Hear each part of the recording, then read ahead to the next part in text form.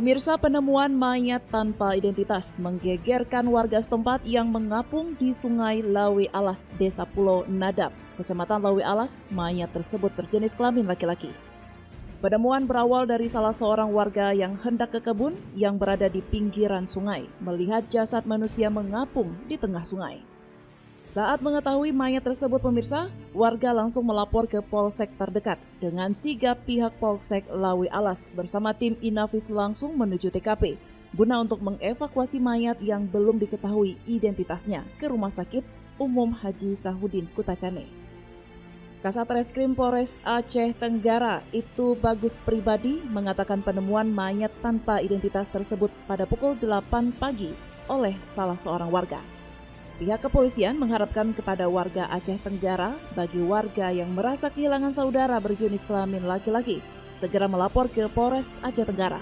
Dan kini mayat tersebut berada di ruang jenazah Rumah Sakit Umum Haji Sahudin Kutacane.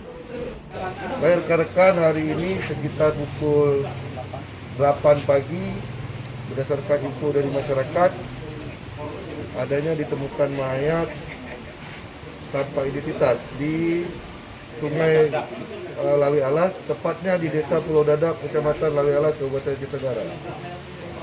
Tindakan kepolisian mengamankan mayat tersebut dan dibawa ke Rumah Sakit Umum Sahudin untuk dilakukan identifikasi dan otopsi. Dari hasil sementara pemeriksaan dokter, mayat tersebut sudah meninggal lebih daripada 3 hari dan pada tubuhnya ada luka-luka, tapi tidak bisa diperkirakan apa penyebabnya karena sudah mengalami pembusukan. Tindakan kepolisian adalah menunggu dari siapa mayat tersebut untuk mengetahui siapa keluarganya. Kami mohon pertolongan bantuan dari rekan-rekan media untuk dapat menyebarkan informasi ini sehingga kita dapat kenali keluarganya. Demikian. Dari Aceh Tenggara, Al Mujawadin melaporkan untuk Puja TV Aceh.